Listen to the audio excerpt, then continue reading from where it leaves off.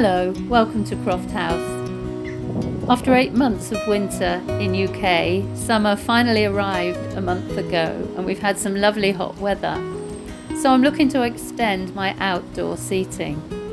This little bench belonged to my grandfather, and as a farmer he had it in his veranda so that he could sit on it and take his boots off when coming in from the fields. I inherited it a few years ago and I've used it for the same purpose in my veranda, but I've now moved to small scale living and don't have any room for it in the house. I don't want to get rid of it, so I've decided to use it as garden furniture. It needs repair, it needs cleaning and painting. But first, in this video, I'm going to show you how to make a very simple waterproof cover so I can leave it outside whilst renovating it.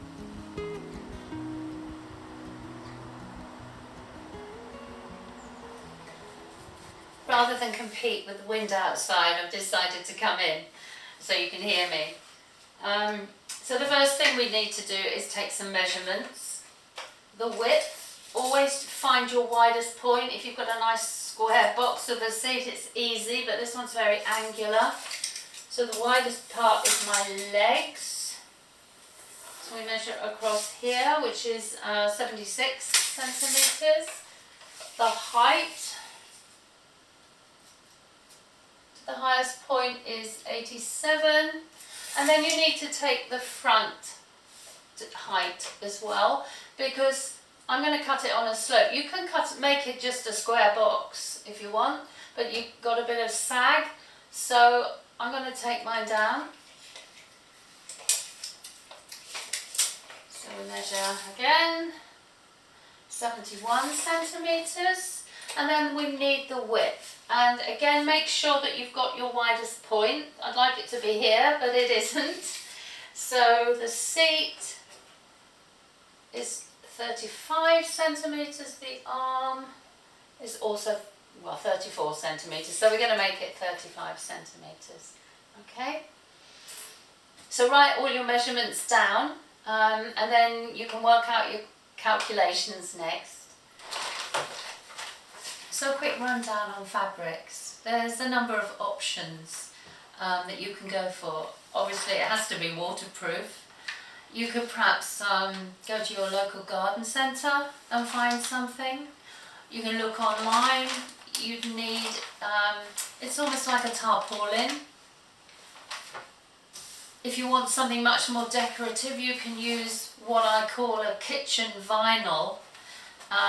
It's the plastic top with the fabric backing, and you can pick this up in most haberdashery stores where you can buy fabric on a roll. However, that can take a lot of running around, and I looked online and worked out that I could actually buy a ready-made cover cheaper and certainly easier than I'd have been able to go and find some fabric.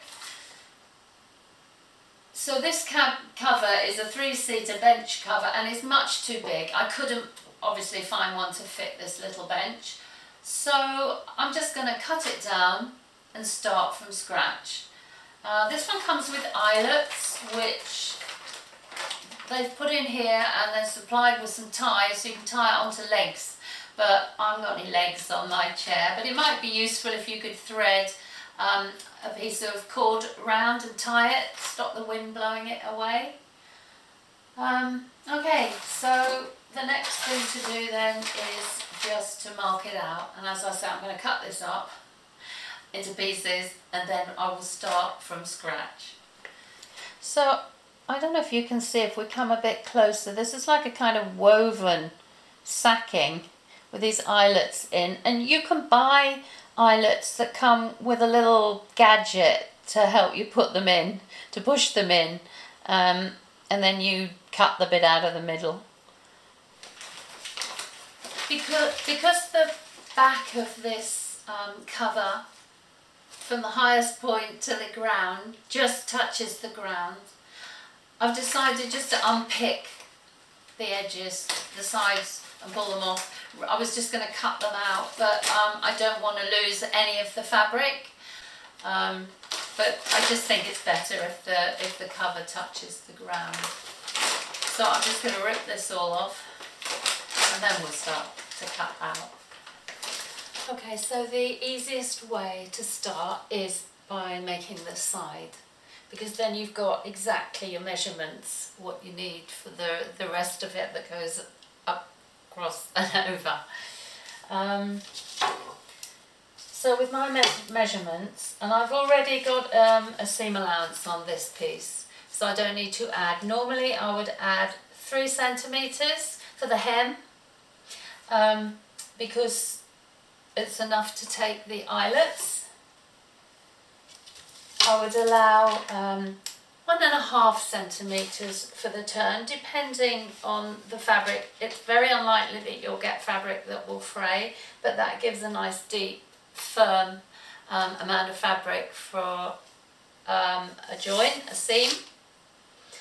And so the sides and the top, and then you need to allow a little bit extra for ease, because the bigger your piece of furniture, the more difficult it's going to be to wiggle that over and pull all the bits down. So I would allow an extra 2 centimetres sort of all round, just to make sure you've got plenty of ease there. You don't need to add it really at the top. You can perhaps add a little bit extra.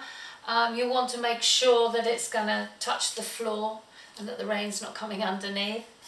So let's get measuring. So my longest depth was 87, and then with the seam allowance and a little bit of give, I want that to be 93.5, but I'm taking off the hem, so 90.5. Well, it's not going to be, because this is actually short already. So what I'm going to do is make the body longer so that I can pull the edges down a bit further. Okay. Right, so that was okay. Well, then we need the width across, which was 35, and with the seam allowance and ease allowance, it's 42 centimetres.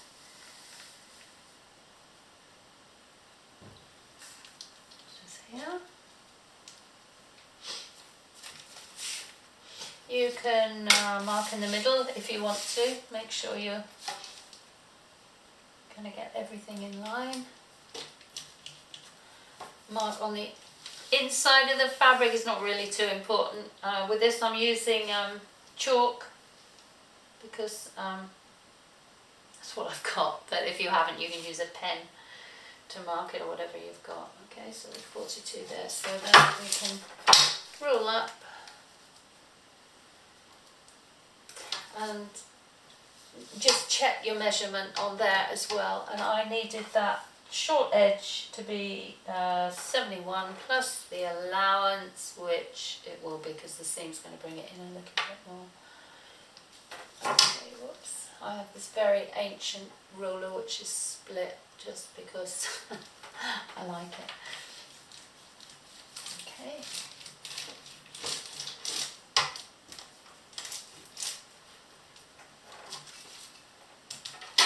And then we can just cut that out and do exactly the same with the other one. I think it goes without saying that if you haven't got a piece already like this and you've just got a square piece of fabric or rectangular piece of fabric and you're cutting your shapes out, where your short depth and your long depth end, just join them, join the dots, okay? My sides are now cut out, and now you can get the length of the top, okay? So whereas my width is 42, the length across the top is actually 45. So you're going to need a little bit more fabric to add in if you're going to go right the way over the top. Now if you've got enough to do that, that's great, less seams, and you just join it all the way around. If you haven't, then you have to cut the pieces out, so you'll have a front, a back and a top, add in your seam allowances so you make sure your corners meet in the right place. Okay. So here you can see I have a whopping great sheet of waterproof fabric to make my main body. Where the ruler is lying across at the top, you can see this is the width that I want the fabric to be. So what I'm going to do is measure right the way down and cut myself a long strip before I do anything else. This fabric's so noisy, I'll try not to move it too much. So you now have either got one long strip like I have, or you've cut out your back, front and top and you stitch them together so they are in a long strip. You then stitch them together to the sides. Now if you're starting from scratch, you can leave your hems till last because you can double check it on whatever it is you're covering to make sure your hems are the right length. You can make them a bit longer, a bit shorter. So it's always worth making everything plenty long enough and plenty wide enough, because you can always make things smaller but you can't make them bigger. So make sure you have enough. So my next thing, I'm going to actually measure the side all around so I've got exactly the length that I want and I can cut my front back and top and then it will fit together. And I'm going to make sure I've got enough because I haven't, it'll have one hem on that will match here, but I've got to hem the other side. So, you know, you can always cut a little bit more off or turn your hem up a bit more if you need to. Okay, I'm starting to fit my side to the main body. So I've pinned a couple of places. When you get to the top, you're going to have to bend it, and you can't if it's like this. Put your pin in where your seam allowance is going to be and snip down to that pin. Okay? Or almost down to that pin. Be careful because you don't want a hole, so definitely don't go too far. But where that hole is in the fabric, where the pin is, you can just snip to it, okay? And then you can bend your fabric around. Okay? And you will then sew up to this corner and then along the edge. Okay, so you can see here where I've bent along the top, come along the edge, pinned it, snipped it, and then I can pull it down here. Not as easy with stiff fabric, but you can put a couple of little pins in. I'm just putting that in the seam allowance so I don't get too many holes in there. And then you come along to the next corner and do exactly the same thing and then continue to your end. So that's my first side in place. A few pins just because it's inclined to go walkabout, but that's ready for stitching. So now I can put on the other side and then hem the raw edge. Now you can at this point, if you're impatient like me, have a trial run. It's plenty wide enough. I can actually cut a little bit off, so I'm going to take that edge off and trim this a few centimetres back. So by taking just a few centimetres off, you can now see that it fits much better. I'm much happier with that. It's obviously going to be looser at the top because my bench is wider at the bottom, but it fits very nicely, very snug at the bottom. It meets the floor. So I'm hopeful that that will keep my chair nice and dry. You don't want too much sag on the top where you can catch the rain. But with this one, because the top is narrower, there is going to be a little bit. But yeah, that's good. So the next step now, let's just sew it together. I'm just going to show you the thread that I'm using. This is a commercial thread that I use because I buy it in bulk.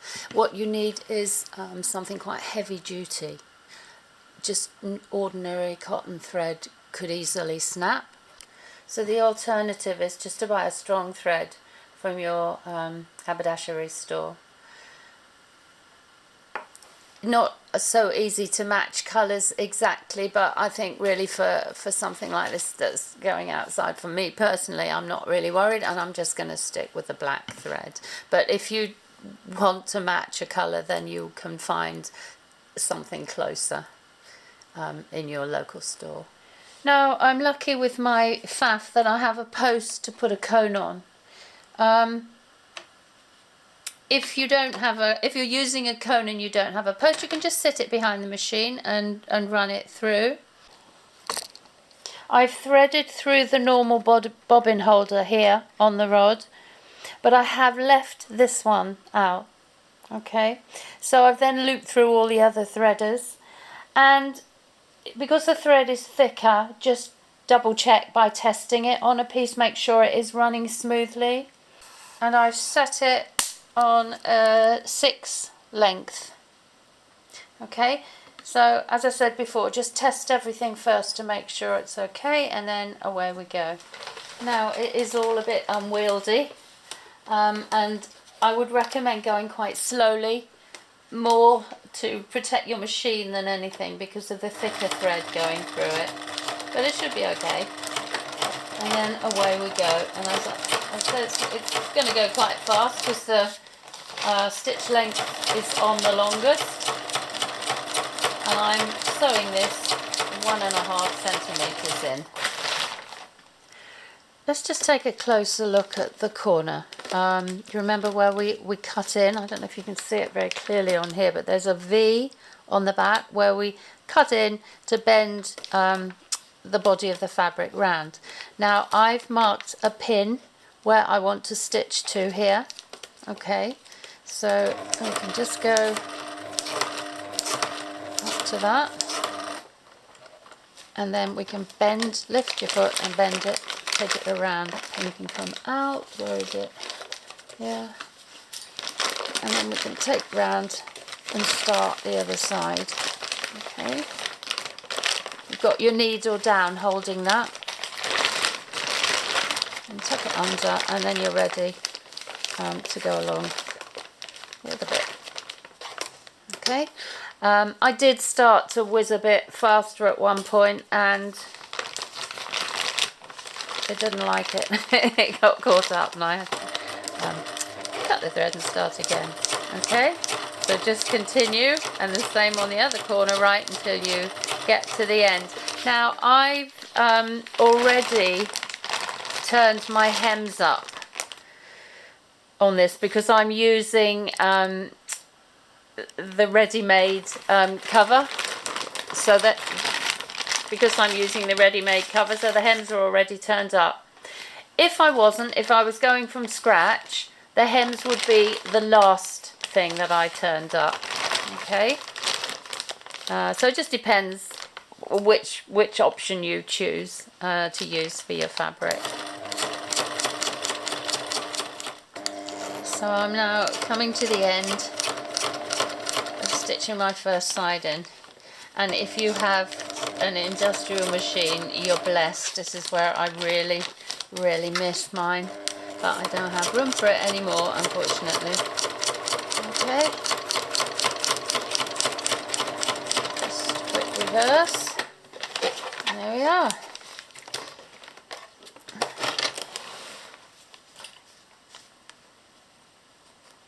Let's just take a quick look at the corners.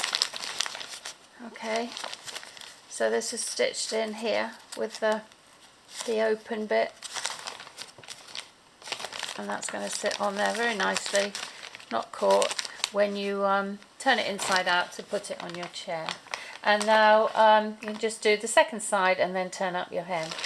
Okay, so everything is now stitched together, and the last thing you want to do is just snip off these corners. Okay, be right on the stitching, but just give it a little bit. And you can even, when they're really sharp, you can snip up against them a little bit, because when we turn that inside out, we'll then be we'll then be able to get a nice sharp corner.